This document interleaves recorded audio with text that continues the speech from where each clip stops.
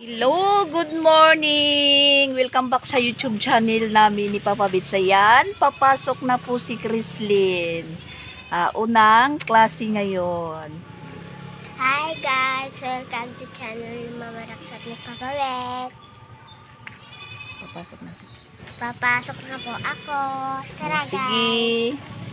Samahan niyo po kami. Papunta ng school. Dahan-dahan dyan. Dahan dyan. Baka madulas. Naka-complete uniform ka pa naman. Ayan. Papasok. Papasok na po kami, madam.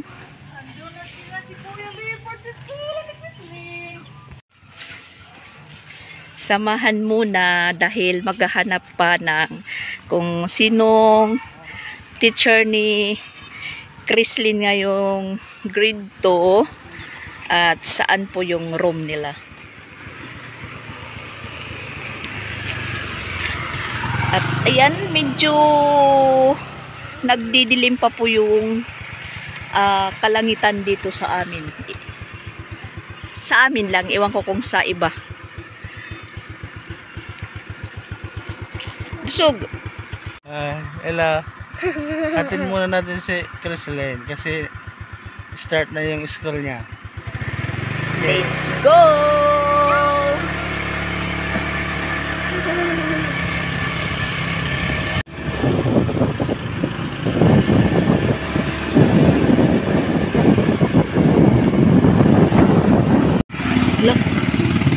Ayan, marami na pong tao sa labas ng eskwelahan.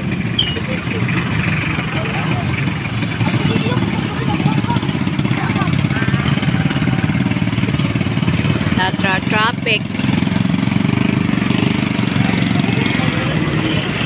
First day of school. Ayan, marami na mga estudyante.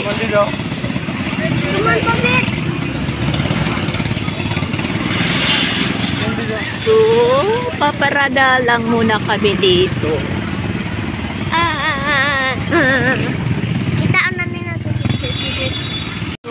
Ayan, dito po hinahanap yung mga list ng mga estudyante po kung saan yung ano nila. Isa lang po yung nakaano dito na grade 2. Ewan ko kung saan po yung iba. Ayan, nagsisiksikan po sa paghahanap.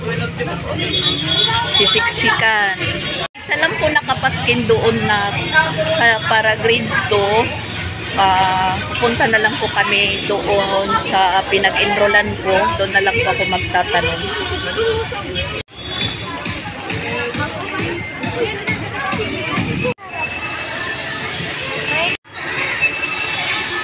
Banda yung grade 2.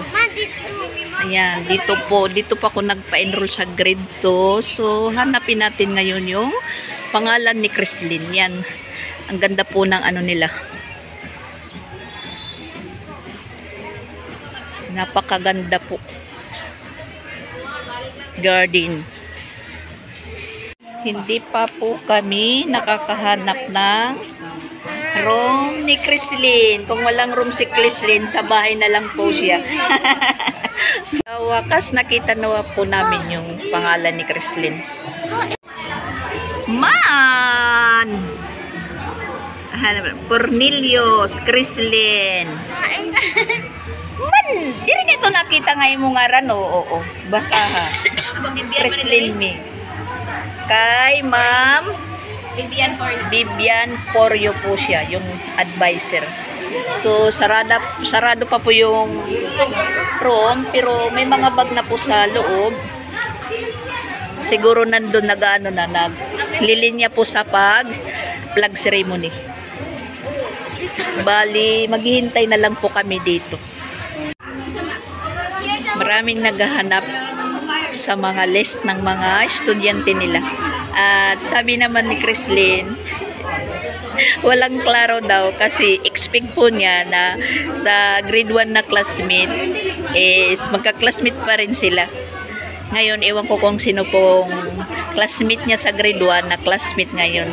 Sabi ni Chrislyn, uwi na lang daw tayo. Sabi mo, uwi na lang. Uwi na lang daw ko na kasi yung mga classmate niya daw is wala. Sabi ko naman po sa kanya, hindi po hanggang sa magkakasama-sama kayo.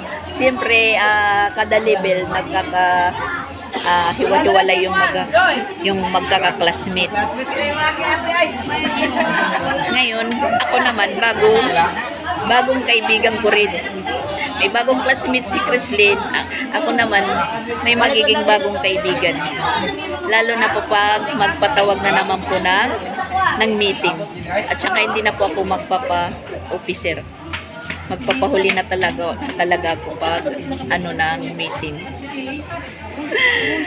Magtatanong na lang po tayo sa teacher kung ano po yung agenda.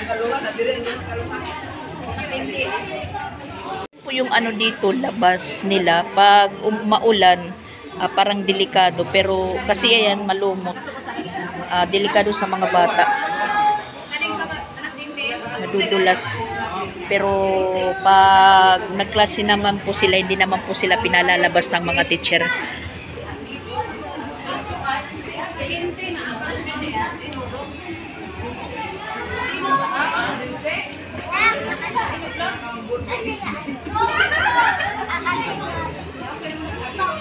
Yan, may mga things na po sa loob. Ha? At yung laman ng bag ni Chrislyn, pa lang, papel at saka lapis. Kasi hindi pa naman po hindi pa nagbigay ng para requirements. Ngayon lang naman po yung start ng klase, hindi pa namin alam. Bali, papel lang muna yung binili ko at saka lapis. Ayan, naupo lang muna kami dito kasi napapagod na po si Chrislyn na nakatayo. Hindi pa bukas yung room. Wala pa po yung teacher. Naantok na si Chrislyn. Ano na po yung oras? Alas 8:15. Papa Bits yung sa paghintay doon sa labas kasi hindi ko naman po pinaalis. Andun lang po siya sa labas. Mauumay sa kahintay. So, ngayon, hanggang ngayon po nandito pa tayo. Mga alas 9:15 na po. Hindi pa po tapos yung nila. Nag-flag ceremony muna yung mga nauna na estudyante, tapos diretso introduce sa mga teacher na mula grade 1 hanggang 12. Hindi pa po sila tapos. Hindi naman po namin alam yung linya ni Chrislyn dahil hindi pa namin kilala yung teacher niya. Kaya ayan, yung iba nandito. Naghihintay. Yan, marami kami dito naghihintay. At nakabili tuloy kami ng ng snack dahil nagugutom na si Chrislyn. Alas 9:30 na po. Hindi pa sila tapos. At pinuntahan ko muna doon si Papa Bits sa labas dahil andon. Nakatunga nga lang po si Papa Bits doon sa gilid ng kalsada nakaparking. Sabi ko sa kanya kung makakapaghintay po siya dahil pag umuwi po siya tapos di babalik na naman. Tinanong ko kung makakapaghintay siya. Yan, mukhang uulan pa yata. Yan, mahangin po dito. Kasi yan, kanina pa medyo makulimlim at medyo umaambon na nga. Nakabili po kami ng snack. Tapos ako hindi pa ako nakapagkape, medyo kumakalam na yung sikmura ko, yung binili ko Coke. Wala namang kape po dito sa school. Matagal po yung introducing po nila. Nagpapakilala po yung mga teacher. Kasi meron daw na dagdag na mga teacher. Naririnig ko po yung usap-usapan po dito ng mga parents kasi noon daw pag halimbawa grade 1, katulad ni Creslin, grade 1 Emerald. So nangyayari po daw noon, kung Emerald ka sa grade 1, automatic din po na pag grade 2 Emerald. Ngayon daw hindi na, binago po yung policy nila. Reshuffle po yung mga estudyante. Para pinaghiwa-hiwalay po nila yung mga mga section nila. Kung halimbawa si Creslin Emerald sa grade 1, hindi po siya automatic naging Emerald sa grade 2. So yung section po niya is, parang nabasa ko doon, is Sapphire. Yung po yung niya, section ngayon. Tas siguro may may kada section po mula sa grade 1, bali tatlo or apat lang po sila magkakaklase ngayong grade 2. Yan, hinihikab na si Creslin. Inaantog na po siya sa kahihintay. Medyo natagalan po talaga. Hindi naman po natin pwedeng iwanan si Creslin na wala pa yung teacher at saka sarado pa. Kasi pag iniwanan ko to si Creslin, agoy, sige na po, niya dito, ikot-ikot. Maputik yung kapaligiran po ng school dahil nag-uulan nga. May portion pa po dito na maputik, hindi pa simentado. Parang delikado pa sa mga bata. Yung ibang mga bata nga, sige, ikot-ikot, agoy, yung mga sapatos nila. Rurumi na po. Mga damit, iwan ko, iniwanan ng mga nanay na. Karamihan po mga lalaki, alam nyo naman po yung basta mga boy, pero hindi lahat naman ng mga boy na katulad nitong dalawa, yan, nandyan lang po sila dahil po sila, naglalaro siguro, naglalaro ng Minecraft. Yan, hinihiram nga ni Creslin yung cellphone po dahil ko, hindi pwede. Baka dumating yung teacher mo na may hawak ka na cellphone, bawal. Isus, hindi pwede. Tapos meron po siyang classmate na kambal, ayan. Classmate ni Creslin, kambal. Din, yung isa nadapa na kasi habulan ng habulan. Nadapa na po yung papalayo, nadapa kasi tumatakbo, yung paa ng isa ng kakambal niya. Parang inunat na po siya sa tawag doon? Nadapa na po siya kung sa waray is nasa laki. Agoy. Yan ang mga nanay, napapagod na din, nagsiupuan na po.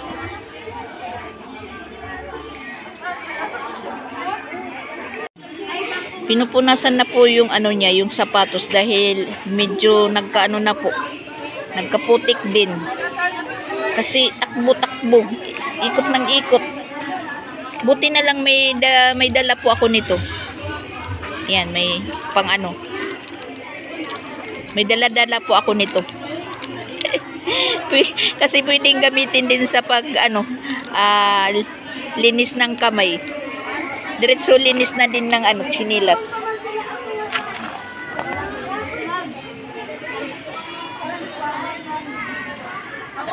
Sinasabing wag ikot ng ikot.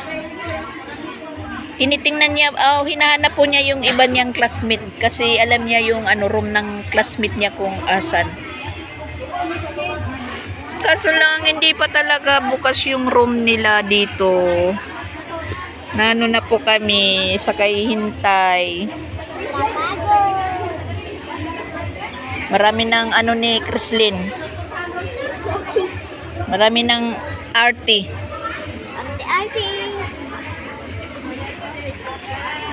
Uubos po yung oras natin dito sa sa eskwelahan. Yan, mahangin.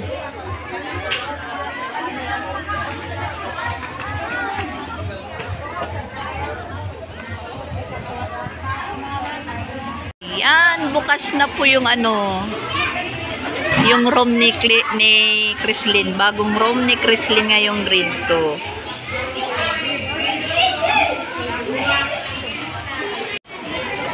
Lakas ng hangin.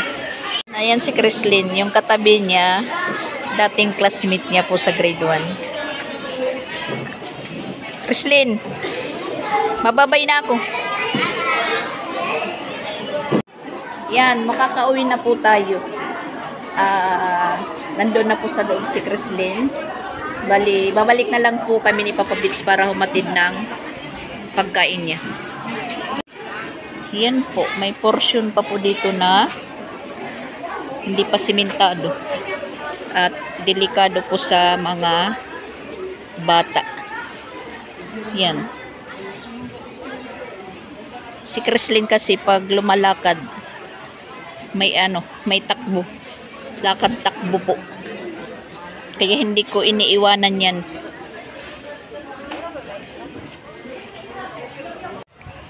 Dito po sila kanina vlog ceremony lahat sa bagong renovate na gym nila. Kaya hindi na po delikado pag maganda na po pag mag plug ceremony kasi safety na po sila sa ulan. Kasi yung, ayan, tingnan nyo. Yung plaza po nila is, ayan po, matubig.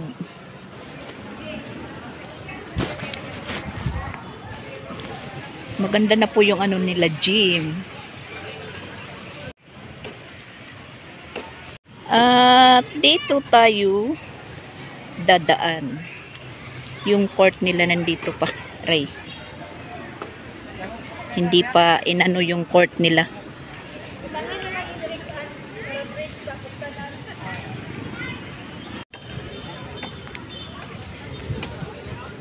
Yan yung mga motor na service ng teacher, estudyante. At papalabas na po tayo at papunta na po kay Papa Beach. Ewan ko kung nandyan pa.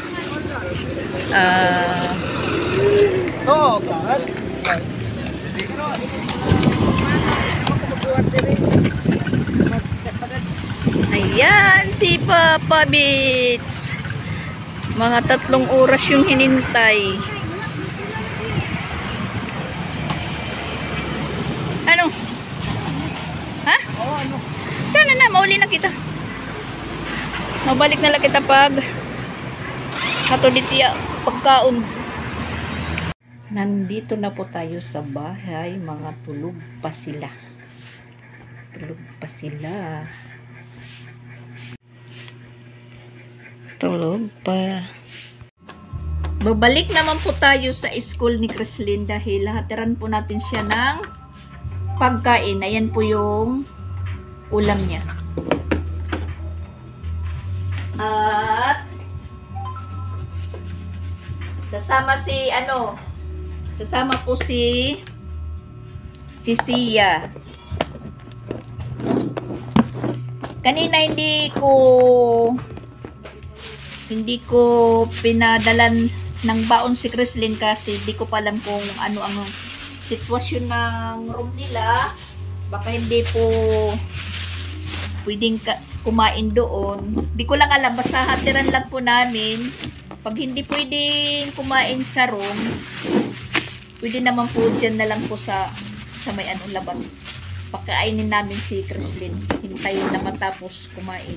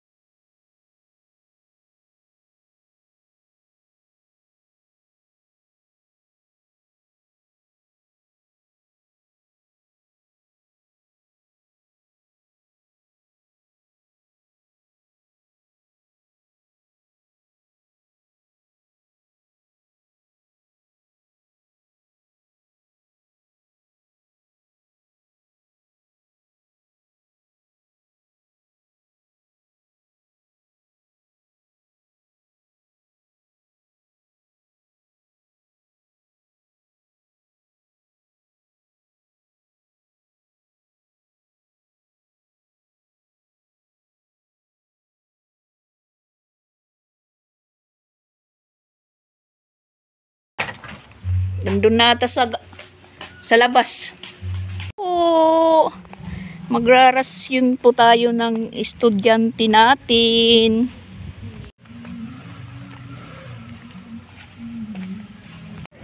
Pinasama ko si Papa Bits dito sa loob ng campus para alam niya po yung room ni Chrislyn. Pag siya yung magsundo, alam po niya kung asan banda. Yan, si Bulilit. Yan, nanananghalian na si Chrislyn. Tingnan niyo si Sia. Nanananghalian na yung atin niya. Ito po yung classmate niya sa grade 1. Sila po yung magkatabi.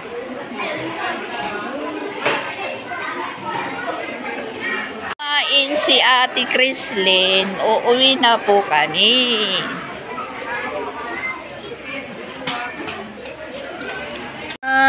Tayo naman po yung manananghalian ngayon. Alas 12 na.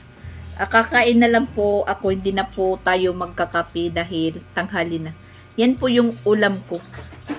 Sunny side up po nga kaluto sa itlog. At saka meron pa silang natira ditong isang patty. Ewan ko yan sa sa ulam. Akala ko pang-burger lang. Pwede pa lang maulam. Natirham pa nila ako ng isa. Kami lang po dito ngayon sa bahay. Tatlo. Si Chrisley, si Sia at saka si Papa Bits. Malis si Pix. Hindi ko alam kung saan pupunta. Siguro kay Lamay Timang. At si Ronald naman is magjo-duty. Tapos si Sansan andun. Magpapagupit dahil exam nila po bukas. Kain muna tayo. Muna yung tsula ni Mama. At si Chrislyn tayo. Si Sia naman po is tapos na siyang kumain. Sila ng kuya niya yung sabay kumain. Si Mama Dak. Umpisa pa lang yan po guys sa routine natin. Hindi pa tayo nakapagligpit ng bahay. At meron na naman po tayong bagong mga labahan. Ako na lang po magbubumba. Yan na lang daw po ang Magbubumba. Kasi si Mama Dak papatulong ako. yung aanuhin ko pa yung i-update ko si Sia kung kailan po yung umpisa ng Klase. Pero hindi pa naman yung nila. Teacher ng daycare. Dito na rin. Kundi pa. Hindi pa naman nag-signal sa akin. Nag-iwan naman po ako ng cell number at saka yung email ko.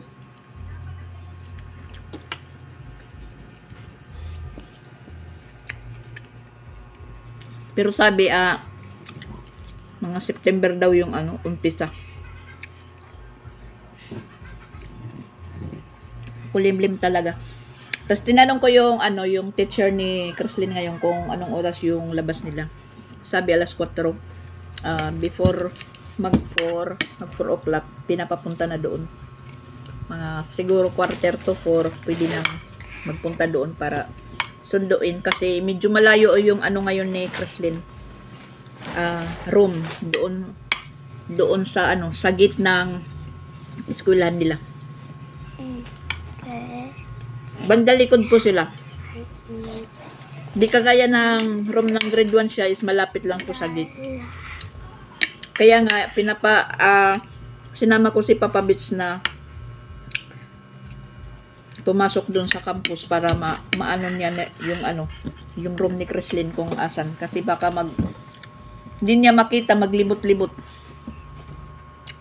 Hindi niya alam yung yung room. Pagdating namin doon is kumakain na sila. Ate. Tinanong ko si Chrislyn kung anong sabi ng teacher nila. Sabi daw ng teacher, pwede daw silang kumain doon sa room. Pero sila yung maglilinis ng mga kalat nila. Kaya yun, katatapos kumain ng bata, kumukuha ng daspan at saka bambo, yung sipid. Ganon, hindi yung walis tingting. Walis tambo. Yun. Kumukuha sila. Sila po yung naglilinis ng mga kalat nila, yung halimbawa na nahuhulog na kanin sa sahig. Kasi yung ano nila, yung room nila ngayon, malinis. Malinis po yung flooring, yung naka-red cement po. Yung makintab po na kasiminto. Tsaka maganda po yung lababo ng room nila, Chrislyn, ngayon, at saka yung CR. Maganda. Mas maganda pa dito sa bahay. Tapos yung nila, pinakalababo, tiles. Parang bahay tingnan yung loob ng ng room nila, Chrislyn, ngayon. Ayoko lang mag-video doon kasi baka bawal. At yung katabi ni Chrislyn, ano po yun?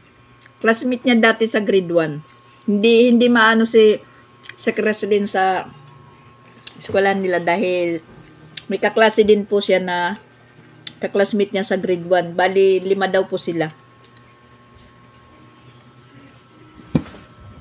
At yung classmate niya may classmate po siya dito na malapit lang po sa amin na lalaki. Classmate din po niya ngayon. Kasi sabi niya kanina, kikita niya yung mga bata doon na naghihintay. Sabi niya sa akin, uwi na lang tayo, Mama Dax, dahil wala daw klaro. Sabi ko naman sa akin, ba't walang klaro? Wala daw yung mga classmate niya. Agoy na bata. Si ate. Kasi yan nasa harap ko. Tinatanong niya daw ako kung luto na itong itlog ko na niluto yan. Tinuro-turo niya kung luto na. Singko, ba't ganyan ko no? Kasi ganyan lang. Malasado na kaluto. Hindi lutong luto. Makaon ka? Ha? Makaon ka ito? Mama, hindi maalam ng pagkiwan ni Mama Dax. Hindi marang magluto. Hindi daw alam ng mama niya yung pagkaluto ko ng ganito. Yan. Pinapatikim ko po siya yan. Tikman mo. Anong lasa? Ha? Nay. Bunay. Bunay talaga yan.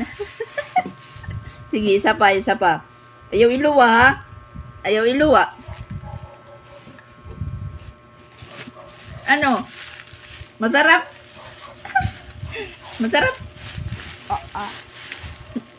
Agoy. Ayan ang estudyante natin. Nalabasan na sila. Yan yung niya, nimtag. Pagod.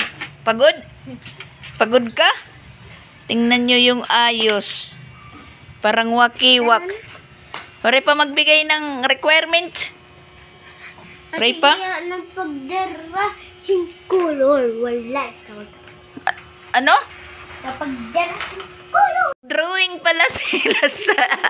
Ayan, tingnan nyo yung drawing ni Chrislyn. Sabi niya, kahit pangit, chick pa din. Kamukha lang yan sa'yo, kamukha. Nagutom ang estudyante. Yan, ulam niya gatas. Kakanin pa siya, kakanin. Baseball. Nagutom. Hindi. Tapos. Ay, pag dinamo hindi makaubos. Wala tawang din ka. Ang down. Paray na. Seryoso? Yan si Chrislyn, laking Alaska. Nagutom siya, guys, nagutom.